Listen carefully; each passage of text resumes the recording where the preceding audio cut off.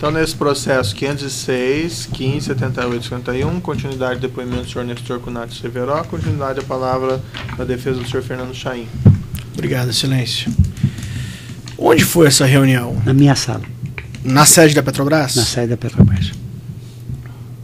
O senhor não se lembra mesmo quem disse ao senhor que o Fernando cuidaria desse tema? Não. E por que seria o Fernando Chaim? Não me lembro. Eu sei que eu fiz o contato, alguém me informou, mas quem deve tratar é o Fernando Chaim. Não me lembro se foi alguém da Chaim ou foi o Sandro, não me lembro. Eu me recordo que eu chamei o Fernando Chaim, isso para mim é claro. O senhor não se lembra por que chamou? Não, isso para mim não está claro. Não, eu acabei de explicar então, porque eu chamei. Para mim não ficou claro. Não, eu chamei para dizer que havia possibilidade porque a sociedade já tinha sido constituída de forma informal junto com o Dr. Milton e com o Dr. Salim. Mas em nenhum momento havia se tratado... Mas por que motivo o senhor chamou o Fernando Chaim, que, como disse o senhor, era um garoto à época, com 25 não sei anos? Me disseram, a informação que eu tinha é que essa parte era tratada pelo... Mas quem lhe deu essa informação? Eu não sei lhe dizer. Doutor, já perguntou. É que não parece crível, doutor, ele não se lembra. Doutor, esse tipo de não parece crível. Eu não me lembro. afirmação ainda foi criada. O doutor já perguntou... Mesmo porque... Senhor Nestor, só um minutinho. Pois não, desculpa. O senhor já perguntou 3, 4 vezes para ele a mesma coisa. É porque não parece crível, excelência. Então, outras perguntas idênticas serão indeferidas. Ok. Doutor. Siga adiante. Quando foi essa reunião? O senhor respondeu que foi no final de 2006, né? O início de 2007, mais ou menos. O que Fernando Chaim respondeu quando o senhor fez essa proposta? Ele falou que teria que consultar. Primeiro ele ficou meio surpreso, como eu falei, ele ficou meio surpreso, talvez no entendimento dele, o fato de nós termos acertado a associação daria um direito automático ou um direito consequente da Chaim ser operadora. Eu falei para ele que de forma alguma, que nós estávamos pensando já em chamar o operador por conta do compromisso que nós tínhamos com a Samsung. Mas que, em função da dívida que existia do PT, se a Chaim tivesse interesse em ser operadora, quer dizer, a operadora dessa sonda, a Chaim já é operadora de sondas nossas, afretadas por nós na Bacia de Campos. Teria que haver essa liquidação da dívida. Aí ele pediu uns dias, eu falei que não podia ser muito tempo, porque nós já estávamos fechando os acordos com a Samsung, né? E ele deve ter resolvido, deve ter consultado quem de direito, porque o Gabriel me deu um retorno 2 ou 3 dias depois dessa reunião. E ele sabia do que se tratava essa dívida? Não sei. Não. Do que se tratava a dívida, ele sabia que era uma dívida com o PT. Eu falei para ele, uma dívida que o PT tem com a Chaim. Se ele não sabia, ficou sabendo da reunião. Ele deu alguma resposta para o senhor depois disso? Não, eu não recebi resposta da Chaim. Eu recebi resposta via Gabriele. O senhor não achou estranho o Fernando Chaim não voltar para o senhor para lhe dar uma posição em relação a esse tema? Não, porque ficou claro que não era uma decisão dele. Então, se o presidente da Petrobras, que tinha me incumbido, tinha me determinado resolver uma pendência de 50 milhões de reais, me diz que está resolvido, o que eu ia fazer? Dizer, tá bom, está resolvido. E o senhor teve com o Fernando Chaim outras vezes? Não. Nunca mais? Não que eu me lembre. O senhor sabe me dizer se o Jorge Luz falava em nome de um grupo da qual o senhor fazia parte para pedir propina? Não. O Jorge Luz era um operador dos muitos que atuam na Petrobras. Eu conheci o Jorge Luz, inclusive nós trabalhamos, também faz parte da... Posso continuar? Perdão, desculpa. Uma propina que eu recebi, que faz parte da minha colaboração na Argentina. E foi o operador que pagou os 6 milhões de dólares para da propina da sonda Petrobras 10 mil. Foi o Jorge Luz o encarregado de pagar ao senador Renan Calheiros. Mas aí vamos fazer o seguinte, viu? Como não é objeto dessa parte dessa ação penal, esses detalhes Bom, então... fazem parte de outras investigações, não vamos entrar em Tá bom, detalhes. mas nessa Diz parte... respeito a Chain. Chain, o Jorge Luz não teve nada a ver. Como eu respondi ao doutor... Sem mais perguntas, excelência, obrigado. Obrigado, Certo. senhor Severo. Pois não. Seguindo aqui na linha, pergunta da defesa do senhor Bunlai, José Carlos Bunlai. Da defesa do senhor Maurício Bunlai. Sem perguntas. Da defesa do senhor Zelada. Sem perguntas. Da defesa do senhor Musa. Sem perguntas. Da defesa do senhor João Vacari Neto. Sem perguntas. Da defesa do senhor Fernando Soares. Sem perguntas. Umas perguntas adicionais do juízo aqui, muito rapidamente, que foi mencionado o nome. O senhor João Vacari Neto, o senhor chegou a tratar esse assunto do Grupo Chain com ele? Eu só conheci o Vacari na cadeia. Ah, o senhor não conhecia Eu não antes? conheci o Vacari. Não chegou a conversar com ele, então? Não cheguei, eu só conheci Sim, depois de ser preso aqui em Curitiba. O Vacari entrou mais ou menos para o tesoureiro quando eu já estava me afastando da Petrobras, então não houve oportunidade de nenhum tipo de contato. Eu só, francamente, eu vim conhecer o Vacari aqui na cadeia, na custódia. Uhum. A defesa do próprio acusado tem alguma questão? Não, excelência, está certo. Estamos satisfeitos. Senhor Nestor, o que eu tenho nesse processo aqui é que a liquidação efetiva, pelo menos a formalização dessa liquidação da dívida, teria ocorrido em 2009, segundo aqui os termos da denúncia. Não sei se o senhor leu a denúncia, mas com a formalização de um contrato. Eu soube que levou muito tempo para ser... O senhor, Levou muito tempo, o não, senhor levou- mencionou que isso, o senhor recebeu essa informação em final de 2006, 2007, que o assunto estaria resolvido. Não, estaria resolvido o acerto da liquidação da dívida do PT com o Chain. Isso aguardaria a assinatura do contrato? Isso aí... Ou foi colocado, ou foi informado esses detalhes ao senhor? Não. Foi simples e direto pelo Gabriele. Está resolvido. Ou seja, depois disso, porque aí sucede uma série de documentos que tem, não é? Quer dizer, deve ter havido um acerto, não sei de que tipo. Né? O memorando de entendimento, isso foi em 2007 mesmo? Foi em 2007, foi feito não foi nem um memorando, foi um His of Agreement. Bom, mas tem vários nomes porque é a mesma coisa, né? Certo. Tem mais alguma coisa que o senhor gostaria de falar no final? Não, sobre esse assunto, não. Eu posso falar sobre o... Não, outros assuntos daí quando for o caso, né? Não, mas eu queria fazer se for possível, se o senhor me der coisas, senão não...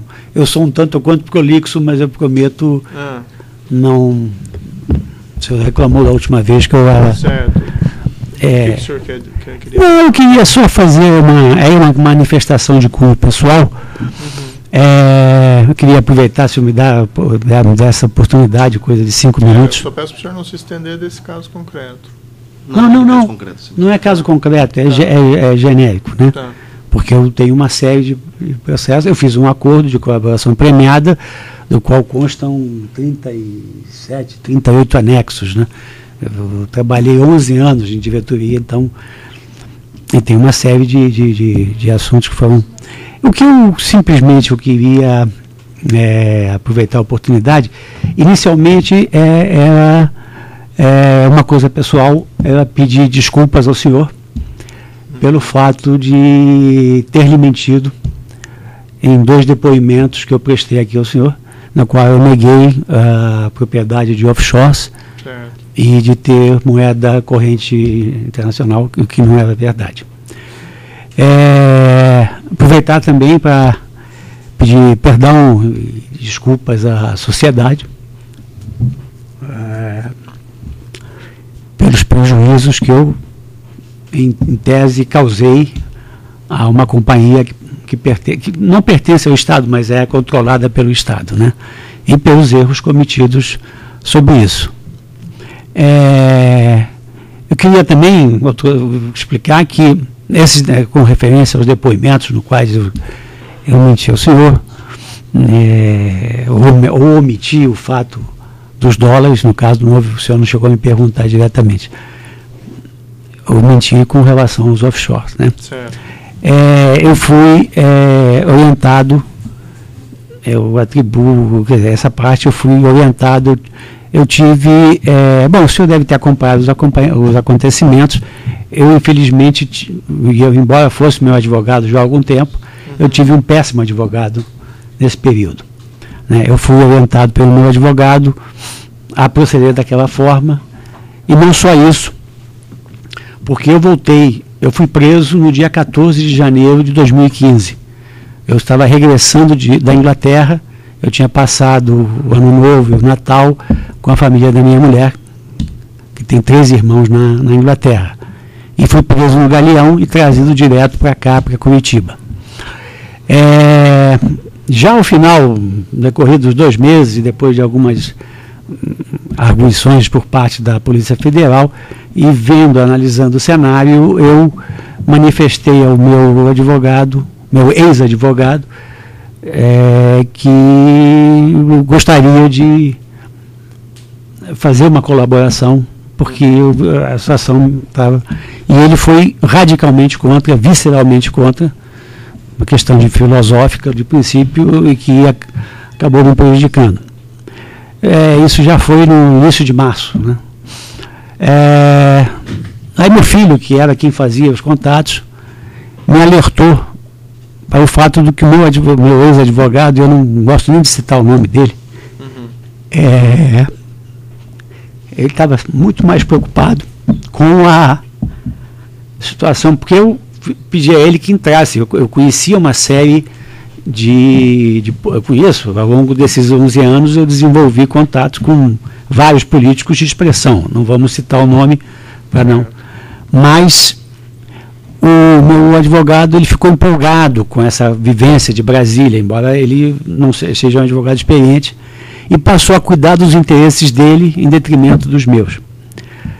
Isso meu filho me avisou, olha, porque havia outro problema, que era, o senhor tinha bloqueado todos os meus bens, né, financeiros e imobiliários. Então, eu acho que ele ficou assustado com a grande possibilidade de não receber nenhum tipo de pagamento, né, porque ele só tinha direito a um seguro da Petrobras por conta do processo de TCU, não sei o quê.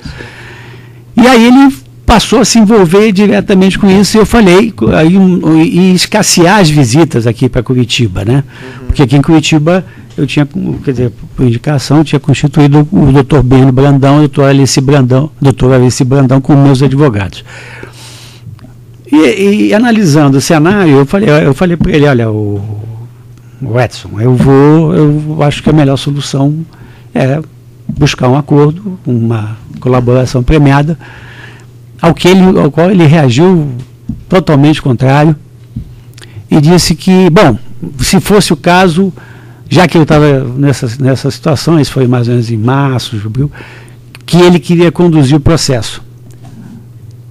Embora fosse contra, ele não participaria, mas que ele ia mandar um especialista nessa área e para poder negociar com o Ministério Público, tudo isso. Só que ele me mandou um advogado, não sei se convém citar o nome dele, acho que não, eticamente não, é chamado Felipe. Certo. Mas esses detalhes assim, não são tão relevantes para esse caso? Não, mas não é para esse caso. Eu queria só lhe dizer o seguinte, que eu perdi 6 a 7 meses, porque houve uma primeira reunião com os procuradores, na qual, por a total inexperiência desse advogado, criou-se um certo descrédito entre o Ministério com relação à minha real intenção de colaborar. Tá? Infelizmente, graças aos esforços do Dr. Beno, do Dr. Alici, e do esforço e da coragem, eu tenho que, do meu filho, que gravou a conversa, teve a frieza de ficar 1h30 conversando, e conseguiu gravar a conversa em que o meu advogado, que tinha se aliado ao senador Delcídio, planejavam um esquema de fuga, um esquema que era totalmente absurdo, porque eu tinha voltado da Inglaterra um ano antes e tal. Então, meu filho conseguiu essa gravação, e com essa gravação, então, foi feito o acordo com o Ministério Público e eu prestei as informações que eu teria prestado 6 ou 7 meses antes. Então, quer dizer, eu perdi 6 ou 7 meses de prisão fechada, e o pior que isso, o meu filho, a minha nora e minha neta saíram do país por questões de segurança, por recomendação da Polícia Federal. E estão morando fora do país. E, inclusive, eu não vou revelar o nome do país, porque eu, dito até pela Polícia do Rio de Janeiro, que eu passei o Natal autorizado pelo acordo, recomendou que quanto menos informação, melhor. Então, doutor Moro, reiterar o meu pedido de desculpas ao senhor pelo procedimento aqui e o meu pedido de desculpas à sociedade brasileira e particularmente à Petrobras, empresa em que eu trabalhei por 40 anos e que não deveria ter feito esse tipo de atitude.